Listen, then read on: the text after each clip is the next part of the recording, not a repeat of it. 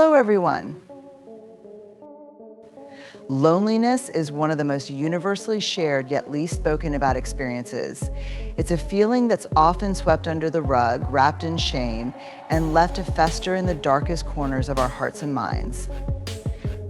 But when we peel back the layers, we find that loneliness is actually woven into the very fabric of what it means to be human. Loneliness is not an indicator that something is inherently wrong with us. It's a reminder, a powerful, sometimes painful reminder that connection is not just a luxury or an extra, but a vital part of our existence. When we talk about loneliness, we're often not really talking about the absence of people, but rather the absence of meaningful connection. You can be surrounded by people and still feel profoundly lonely. You can have a spouse, a family, a bustling social life, and yet still feel isolated. That's because connection isn't about quantity, it's about quality. It's about feeling seen, heard, and valued in a way that makes you feel you belong.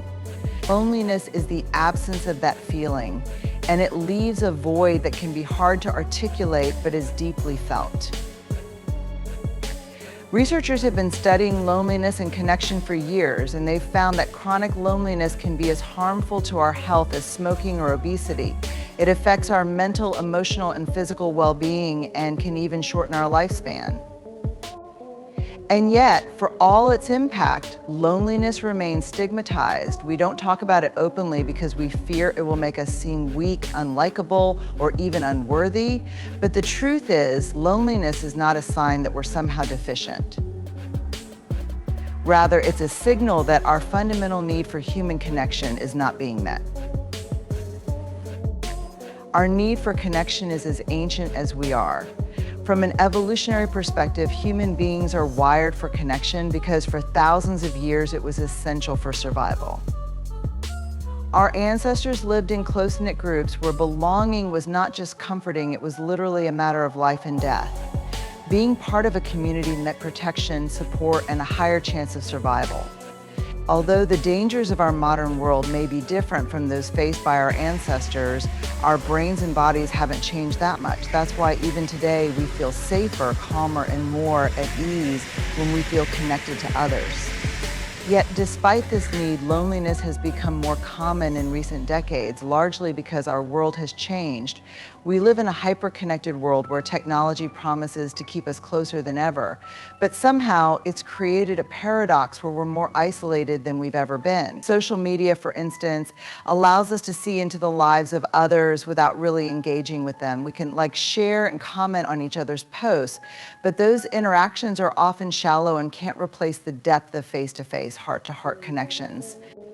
In fact, social media can sometimes make loneliness worse as we compare our lives to the curated versions of others' lives, leaving us feeling like we're missing out or that our own connections are inadequate. The truth is, connection requires presence. It requires vulnerability. It requires a willingness to be open and real with another person, to move beyond the surface and share what's truly on our minds and in our hearts. It requires courage because it means risking rejection, disappointment, and even heartbreak. But it's in those real, honest moments that we find the connections that fulfill us. This is what it means to truly connect, not just to be around people, but to let ourselves be known by them. Another reason loneliness is so pervasive today is because we're often taught that independence is the ideal. We're told that we should be self-sufficient, that relying on others is a weakness, and that we should be able to handle everything on our own. While independence has its strengths, it can also drive a wedge between us and the very people we need to thrive. When we internalize the idea that we should go it alone, we distance ourselves from the vulnerability required to reach out and seek support. We create a story in our minds that needing others makes us a burden, and we end up reinforcing our loneliness by pushing people away or not reaching out when we need connection most. But connection doesn't mean dependency. It doesn't mean that we are somehow less capable or less strong. In fact, allowing ourselves to seek and create connection is one of the most courageous things we can do. It means embracing the vulnerability of saying, I need you, and being willing to show up, to care. and to let others care for us in return. It's also important to recognize that loneliness is part of a cycle, and that cycle can become self-reinforcing if we're not careful. When we feel lonely, it can lead us to withdraw even further, to doubt our ability to connect, and to create stories that make us believe we're unworthy of connection. We might start to think, if I'm lonely, it must mean something is wrong with me. And then isolate ourselves even more, making it harder to break free from that loneliness. But if we can understand that loneliness is not a reflection of our worth, but rather an emotional signal, we can approach it with curiosity and compassion instead of shame. Loneliness is a natural human experience, and it's something everyone encounters at different points in their lives. It doesn't mean we're unlovable or broken or somehow failing at life. It's simply an invitation, a call to reach out, to nurture our connections, and to find meaningful ways to bridge the gap we feel. Recognizing that loneliness is a universal experience can help us feel less isolated in it.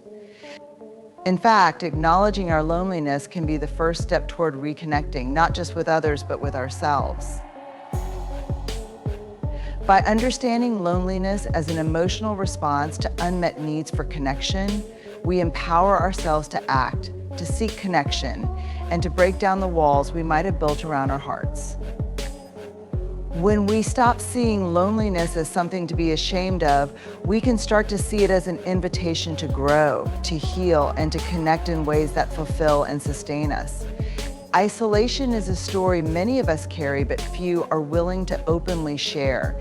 It's a heavy narrative, often tinged with shame, and it can feel like a quiet burden that whispers you don't belong or you're different. But what if instead of running from this story or hiding it, we chose to own it? What if we faced our feelings of isolation head on, embraced them, and allowed them to transform us? Owning our stories of isolation isn't about glamorizing loneliness, it's about taking an honest look at how we feel and understanding that those feelings don't define us. In fact, by acknowledging and owning them, we can find the strength to change our relationships with both ourselves and others. When we feel isolated, there's often an impulse to avoid the discomfort, to pretend we don't feel that way, or to push down the thoughts that arise. We might scroll through social media to distract ourselves, fill our calendars to the brim, or tell ourselves it doesn't matter. Yet, if we don't allow ourselves to feel these emotions, we lose an opportunity to understand them and the underlying needs they're pointing to. Isolation, at its core, often signals a longing for connection, but also a fear that connection may not be available to us or that we aren't worthy of it. For many of us, the experience of isolation began long before adulthood. It might have started in school, where we felt like we didn't quite fit in, or at home, where maybe our unique way of being wasn't fully understood. Over time, these feelings can snowball into a belief that we are inherently different, that there's something about us that just doesn't click with others. And because this belief is often rooted in our early experiences, it can feel almost impossible to shake. But it's important to remember that these feelings of isolation are stories we tell ourselves, stories that we can choose to see differently if we're willing to confront them. Owning our stories of isolation requires vulnerability and courage. It means saying to ourselves, yes, I feel disconnected without adding the weight of judgment or shame. It's about giving ourselves permission to feel how we feel, to say, I am lonely, without letting that statement become a declaration of our worth. Too often we attach meaning to our isolation, assuming that if we feel alone, it must be because we're not good enough or because no one could understand us. But this belief only serves to deepen our feelings of isolation, making it even harder to reach out. When we choose to own our isolation, we allow ourselves to explore it with curiosity rather than fear. We might ask ourselves, why do I feel disconnected right now? Or what stories am I telling myself about my worth and my ability to connect with others? In exploring these questions, we can uncover the core beliefs that keep us stuck. Maybe we've come to believe that we're too awkward or too different to connect with others. Maybe we're afraid of rejection, so we choose not to try. These are beliefs that may have taken root over time, but they are not absolute truths. They are simply stories, and like any story, they can be revised.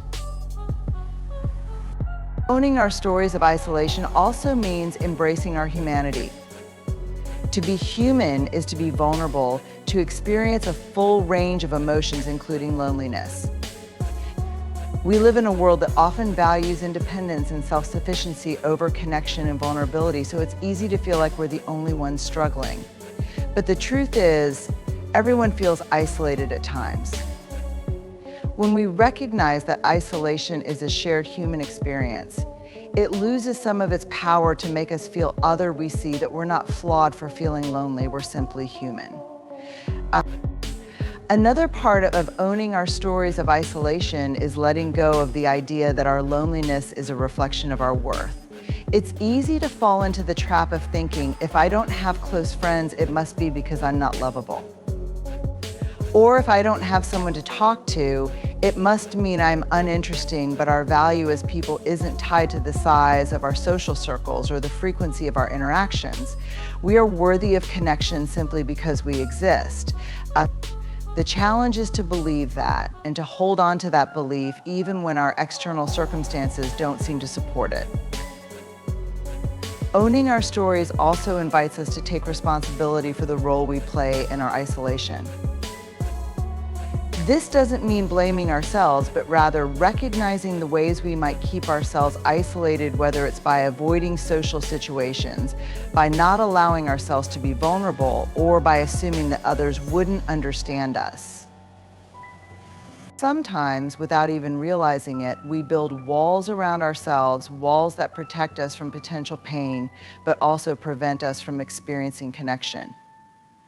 When we take responsibility, we can begin to dismantle those walls, brick by brick, by allowing ourselves to be seen, little by little, even if it feels uncomfortable. Owning our stories of isolation also gives us the chance to rewrite them. We don't have to remain stuck in the same patterns or let past experiences dictate our future relationships. By acknowledging our feelings of isolation, we open ourselves up to the possibility of change. We can explore new ways of connecting, even if they feel unfamiliar or risky. We can start to shift our narratives from "I'm always alone" to "I am capable of connection in doing so." We reclaim agency over our lives and open up new possibilities for connection and community. Finally, when we own our stories of isolation, we create space for self-compassion. Instead of judging ourselves for feeling lonely, we can learn to hold ourselves with kindness and patience. We can recognize that feelings of isolation don't make us broken or unworthy, they simply make us human. Practicing self-compassion allows us to be gentle with ourselves, to see ourselves not as failures, but as people doing their best in a world that often makes connection challenging. In this space of self-compassion, we can start to see our own worthiness and begin to believe that connection is possible.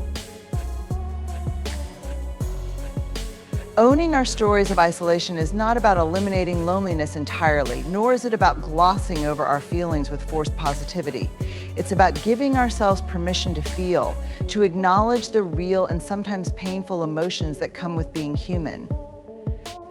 When we own our stories of isolation, we allow ourselves to step out of the shadows of shame and into the light of understanding and self-acceptance. We recognize that our feelings of loneliness are part of our journey, not a permanent destination, and we open ourselves up to the possibilities that lie beyond our current experience. The journey towards self-compassion is a path filled with twists and turns, one that many of us find challenging because we're often our own harshest critics. We live in a world that encourages us to compare, to compete, and to judge ourselves by impossible standards. We're told to be kind to others, but rarely do we hear that we should be kind to ourselves. Self-compassion, however, is a deeply transformative practice that allows us to meet ourselves with understanding rather than judgment, to treat ourselves with care rather than criticism, and ultimately to find a gentler way of being in a world that can sometimes be unforgiving. For many of us, the concept of self-compassion can feel foreign, even indulgent. We might think, isn't self-compassion just a way to avoid responsibility or to let myself off the hook? But self-compassion isn't about avoiding accountability or becoming complacent. Rather, it's about approaching ourselves with the same kindness and understanding we would offer a friend who is struggling. Self-compassion doesn't deny our flaws or our mistakes. Instead, it invites us to see those flaws as part of our shared humanity and to treat ourselves with patience and respect as we grow and learn. The journey towards self-compassion often begins with a fundamental shift in how we view ourselves. Many of us have a tendency to judge ourselves more harshly than we judge anyone else. We might replay mistakes in our minds over and over again, berating ourselves for things that we would forgive in an instant if they came from someone else. We might call ourselves names, blame ourselves for things beyond our control, or focus solely on our shortcomings rather than acknowledging our strengths. Self-compassion challenges this pattern. It asks us to recognize that we are human, that we will stumble and fall, and that this is not a reason to berate ourselves, but rather an opportunity to grow. One of the first steps on this journey is recognizing our inner critic and the role it plays in our lives. Our inner critic often speaks in harsh, unforgiving tones, telling us that we're not good enough, not smart enough, or not worthy. This voice is usually rooted in fear, the fear that if we don't push ourselves hard enough, we'll fall behind, the fear that if we're not perfect, we'll be rejected, the fear that we need to earn our worth through constant achievement. But the irony is that this voice, intended to protect us, actually undermines our confidence and well-being. By acknowledging our inner critic, we can begin to understand its motivations and gently challenge it, learning to replace its harshness with a kinder, more supportive voice. Practicing self-compassion also means learning to recognize and honor our emotions without judgment. In moments of disappointment, frustration, or sadness, it's easy to add layers of self-criticism, to think, I shouldn't feel this way, or I need to toughen up.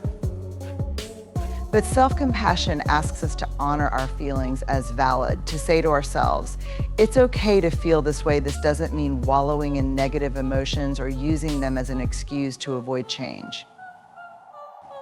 Instead, it means giving ourselves permission to feel what we feel without self-condemnation. When we allow ourselves to experience our emotions without judgment, we create space for healing and self-understanding. Another essential part of self-compassion is embracing our imperfections. We live in a world that constantly bombards us with images of perfection, telling us that we should be flawless in every area of our lives. But the truth is, perfection is an illusion. We all have imperfections, flaws, quirks, and mistakes that make us who we are. Self-compassion means accepting those imperfections as part of our humanity.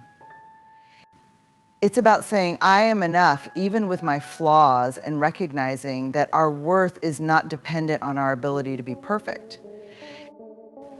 The journey towards self-compassion is not something that happens overnight. It's a process that requires patience and practice, especially if we've spent years being hard on ourselves. One effective way to cultivate self-compassion is through mindfulness. Mindfulness allows us to become aware of our thoughts and feelings in the present moment without getting swept away by them. When we're mindful, we can observe our inner critic without letting it take over, noticing our thoughts without identifying with them. This perspective helps us to approach ourselves with curiosity rather than judgment, to ask, what am I feeling right now, and why, instead of automatically assuming that our feelings mean something negative about who we are. Another practice that can help us develop self-compassion is self-talk. Many of us are familiar with the concept of positive affirmations, but self-compassionate self-talk goes beyond simply saying nice things to ourselves.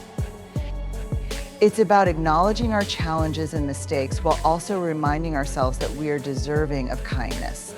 For example, if we make a mistake, instead of saying, I can't believe I messed that up, I'm so incompetent, we can practice saying, I made a mistake and that's okay. I'm learning and I'll do better next time. This shift in language may seem small, but it can have a profound impact on how we view ourselves and our ability to grow. As we journey towards self-compassion, we also begin to realize the importance of setting boundaries not just with others, but with ourselves. Self-compassion doesn't mean allowing ourselves to be treated poorly or pushing ourselves past our limits. It means recognizing our needs and honoring them. This might mean saying no to additional responsibilities when we're feeling overwhelmed or giving ourselves permission to rest without guilt. Boundaries are a form of self-respect, and practicing self-compassion involves learning to protect our energy and well-being. It's also helpful to remember that self-compassion is a practice of resilience. Life will inevitably bring challenges, setbacks, and moments of hardship, and in those times, self-compassion can be a source of strength. When we meet ourselves with kindness during difficult times, we build a foundation of inner resilience that allows us to navigate life's ups and downs without losing sight of our worth. Self-compassion doesn't mean that we won't experience pain or struggle, but it means that we can offer ourselves support and encouragement along the way. The journey towards self-compassion is a lifelong process, one that requires patience, consistency, and a willingness to be gentle with ourselves even when it feels difficult. Each step on this journey brings us closer to a deeper understanding of ourselves, helping us to cultivate a kinder, more compassionate inner world. Connection is one of the most fundamental human needs, yet sometimes it feels elusive, as if it's something we have to search for or work hard to maintain. We often look to our close relationships, family, friends, partners for this sense of belonging, seeking out those who understand us and who offer comfort.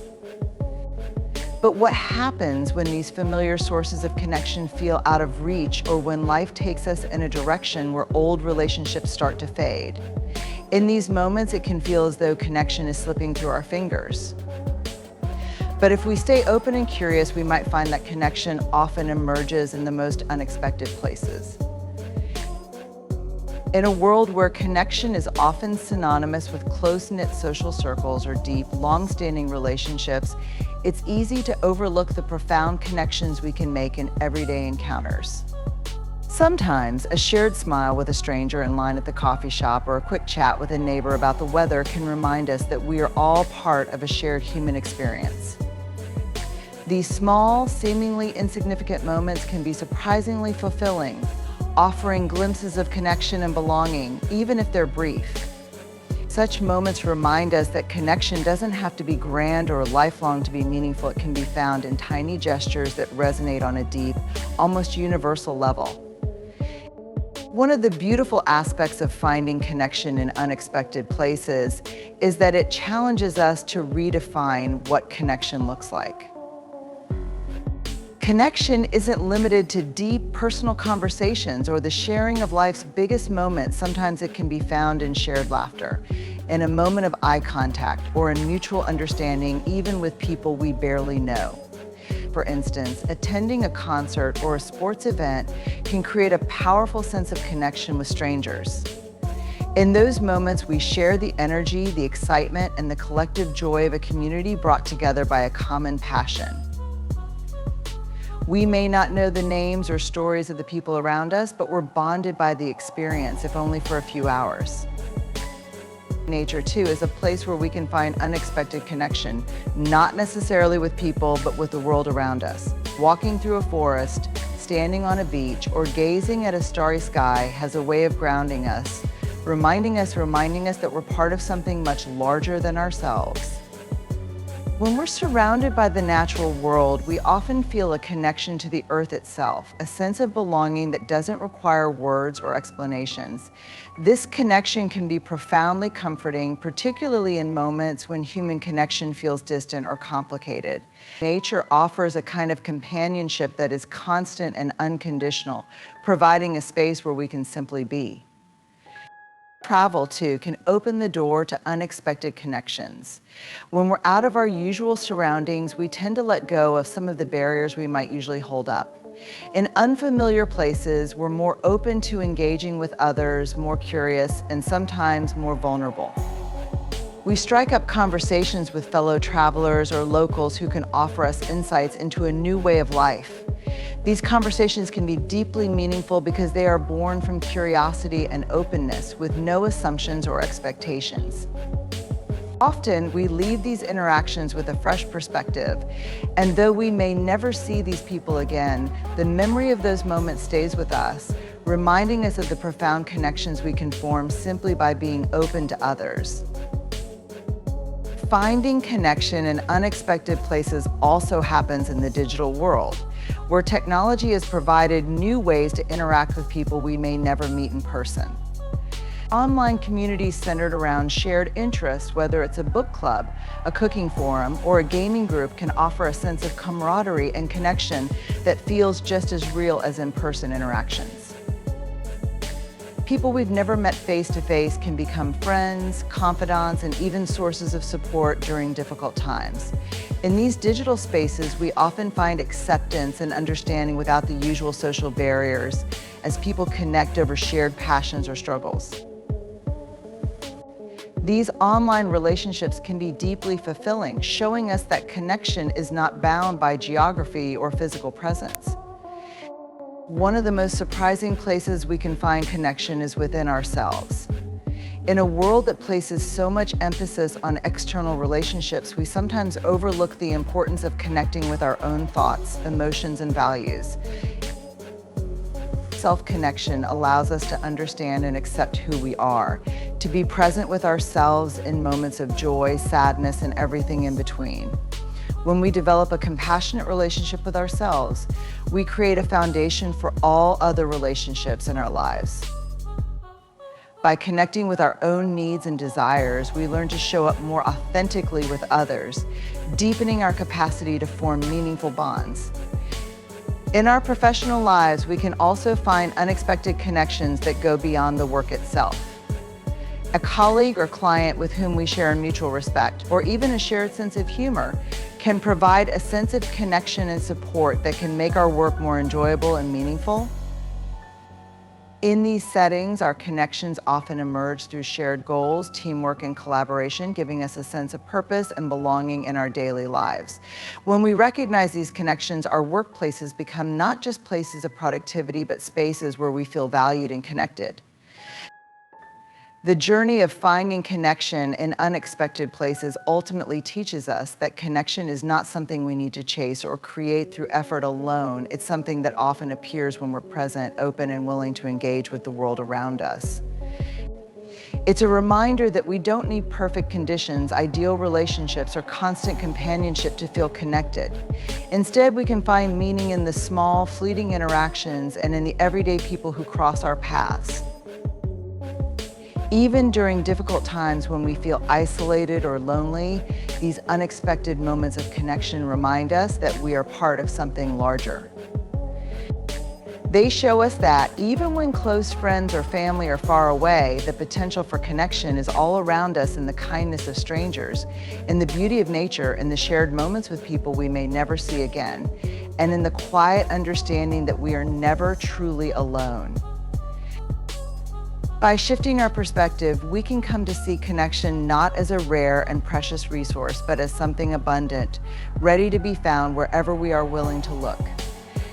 The journey toward finding connection in unexpected places teaches us that connection is not a destination or a singular relationship, but a way of engaging with the world, a way of noticing the threads that weave us all together in ways both big and small. In the end, the journey of seeking connection, whether with ourselves, with others, or even in unexpected places, is a reminder that connection is woven into the fabric of our shared humanity. It's not a fixed destination or something that's only available to a select few. It's an experience we all have the capacity to cultivate. By embracing vulnerability, by being open to small moments of kindness, and by honoring our own worthiness, we build bridges to others and deepen our relationship with ourselves. Connection is always within reach, often found in the places we least expect, if we simply slow down, open our hearts, and allow ourselves to be truly seen.